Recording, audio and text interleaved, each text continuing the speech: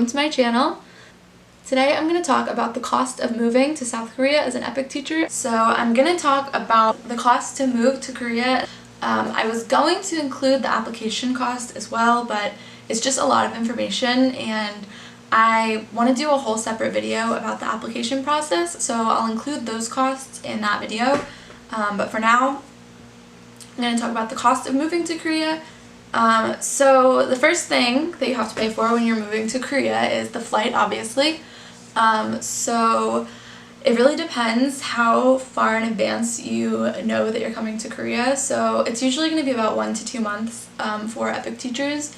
I booked my flight about a month before I came, which is probably the latest I've ever booked a flight for anything. I mean, actually I've booked flights like the day of in Europe, but that's different. Flights are like $20.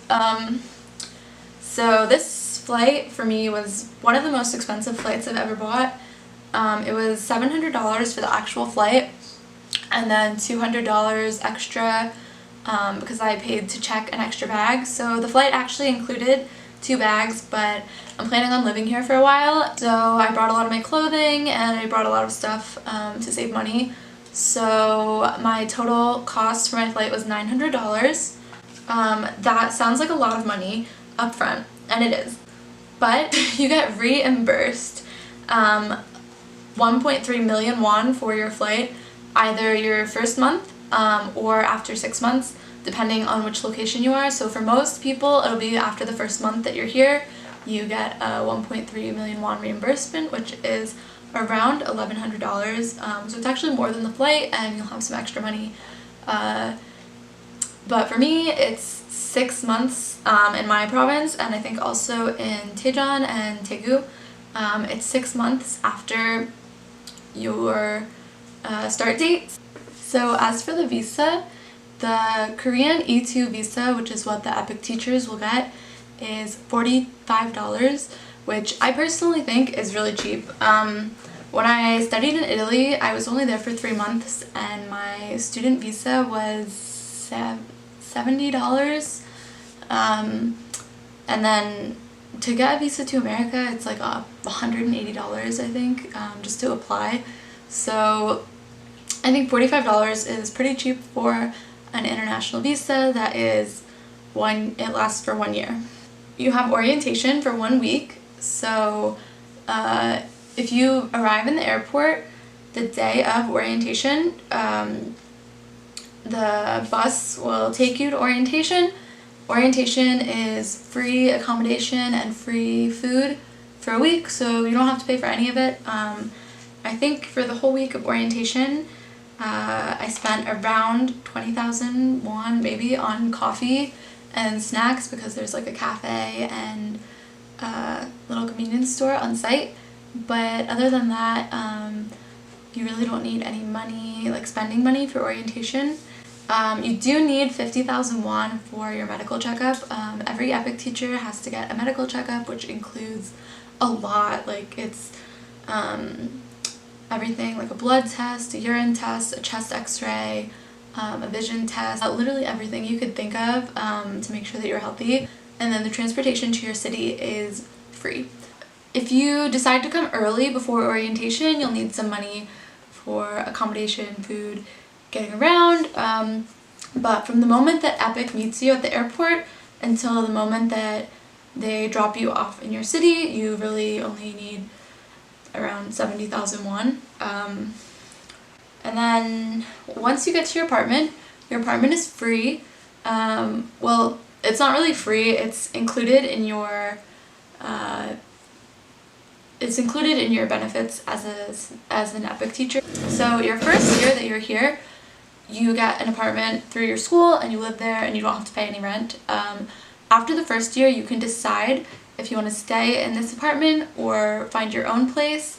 And if you decide to get your own place, then you get an extra, I want to say 400,000 won in your salary for rent, which should be more than enough. Yeah, so your rent in your apartment is included. It's just like a studio with a kitchen and a bathroom, and I have a closet and like a little balcony. slash laundry room. When you get here, you're going to want to get a prepaid phone plan. So you can't get an actual monthly phone plan in Korea unless you have your alien registration card, which takes about a month to get. So for the first month, you're going to want to get a prepaid phone plan. You can get this right at the airport. I actually booked mine with Tracy online before I came, and I just picked it up at the location they told me to go to. It was 39,000 won, which is about $32, and I just paid for that for the first month that I was here.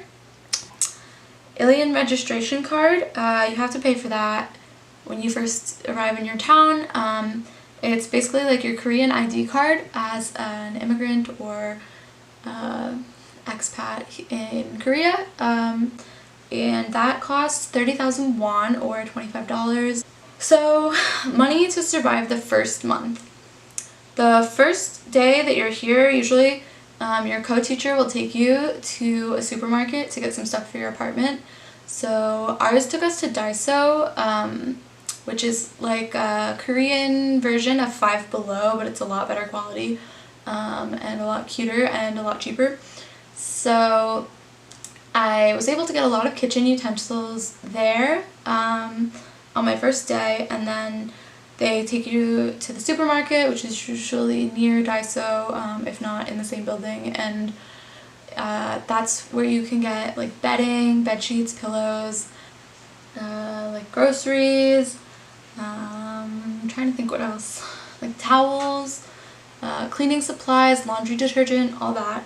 So I would say the first month, when I first went shopping for my apartment, I spent about 150,000 won, which is about like $120 or $130. And this you actually get reimbursed as well. So every EPIK teacher gets a 250,000 won moving allowance to help you buy stuff for your apartment, like bed sheets and towels and stuff. So you'll get reimbursed for that, but you do need the money up front because you won't get reimbursed until you have your Korean bank account. As for groceries for the first month, I spent about 200,000 won, which is $170. I personally don't spend that much on groceries in Korea as a vegan, but it's easy to spend a lot of money on groceries here as a non-vegan because meat is expensive here, and for me, like, I don't have a ton of options at the grocery store that are like pre-packaged or pre-made, so I'm usually just buying like raw foods and like whole foods at the grocery store and not that many snacks, so it's pretty easy to not spend that much. So I had to renew my phone plan before my first paycheck, and I got a phone plan with KT. It's unlimited data, unlimited calls, and unlimited messages, and I don't use any of the messaging or call features because everybody in Korea uses KakaoTalk, which is like a WhatsApp kind of thing, and my phone plan is 52,000 won, which is about $43. Transportation, so the first month that I was here, I spent around 30,000 won on transportation.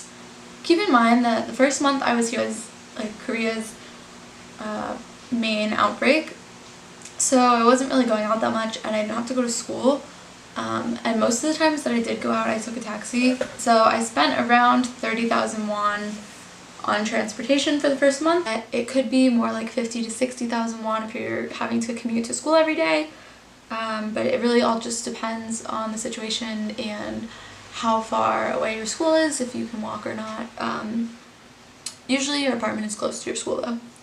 I would say the first month that I was here, I didn't really spend that much money. Like, it was coronavirus, main outbreak in Korea, and I was just kind of lonely and I didn't really know anybody, so the first month I was here I didn't go out too much. I would say I spent about 100,000 won on like food and drinks and coffee. The first month I was here I spent some money like shopping, getting Botox and like skincare stuff. So I would say the first month I spent about 100,000 won just on like miscellaneous purchases. So overall, the cost of moving to Korea for me and living here for 1 month without a paycheck was around 800,000 won or $670. So EPIK recommends that you bring $1,000. So I actually brought a little bit more than 1,000 just to be safe, but I ended up having a lot of money left over to save or pay towards my bills. So it worked out really well for me. I think the $1,000 recommendation is a really good estimate, but it really all just depends on your spending habits. Like, you could easily do it for less and you could easily need more, depending on your spending habits. I hope this video is informative to anybody who wants to move to Korea or anybody who's just interested in my life in Korea. I know my vlogs have been so boring since I've been in Korea because I haven't really been comfortable going out and vlogging in public, and I also didn't really have that many friends when I first got here, but I'm figuring it out. And this weekend I'm gonna film a vlog about like a typical weekend in Cheongju. I'm gonna introduce you to my friends. I'm gonna take you to the places that I go every weekend. It's gonna be great. I'm excited. So subscribe to my channel so you guys can see that when I put it up. Follow me on Instagram, which is linked below. Yeah, so I hope you guys enjoyed this video and I'll see you soon. Bye!